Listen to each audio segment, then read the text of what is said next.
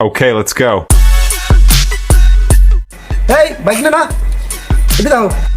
আরে মামা বাসাইলে তুমি তুমি বিরাট ব্যাংকে কি করো? আমি তো একজন লোকে মা খুঁজতেছিলাম।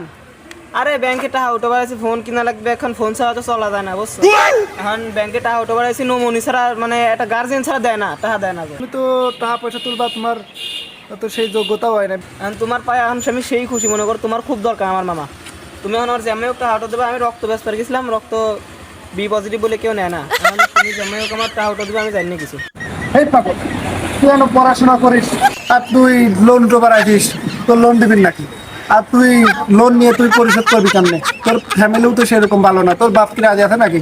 তোর বাপের কাছে বলে আছিস আমি লোন উঠবো? আসলে তুমি ভালো করে বুঝো নি আগে আসো।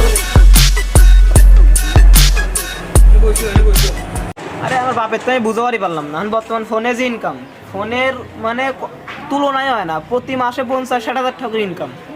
মামা তোমার দুইখান পায়ে ধরি মামা, আমার আমার জামাই, তুমি খালি তোমার কিছু করা লাগবে না, তুমি খালি এখন স্বাক্ষর দাও আমার।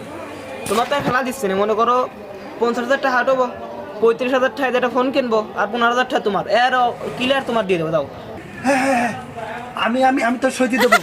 তুই যদি আমার 15,000 ঠাই দিস তাহলে আমি তো সই দিয়ে দেবো। যা এখনই দেবো, চলে।